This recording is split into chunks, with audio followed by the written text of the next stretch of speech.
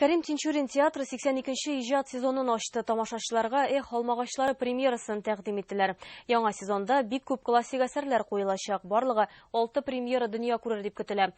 Тинчуринлылар быел Чеховка түбәтәй йөртәчәкбез дип белдерде. Бу нәрсәне аңлата? Ләйсән Вафина белеште.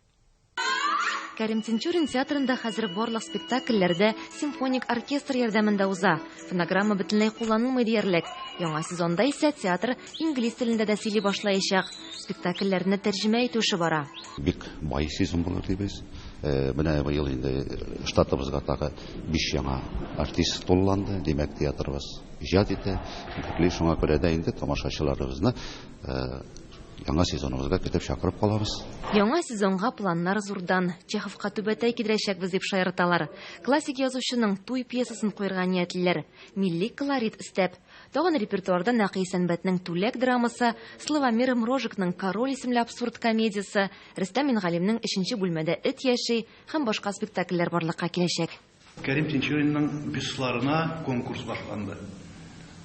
Ниһаять дип әйтик, ул эш башланды.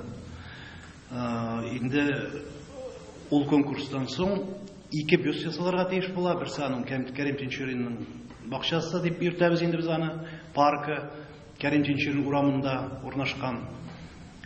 Анда булачак. Зурысы һәм безнең файда.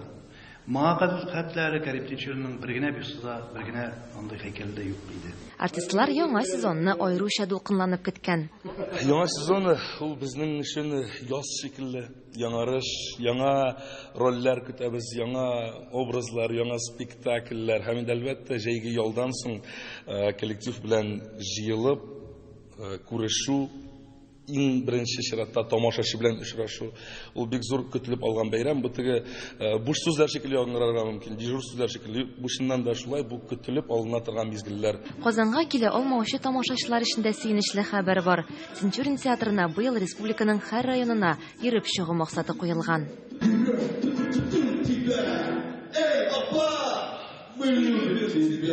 Ләйсән Вафина, Данил Филатов, Яңа гасыр каналы.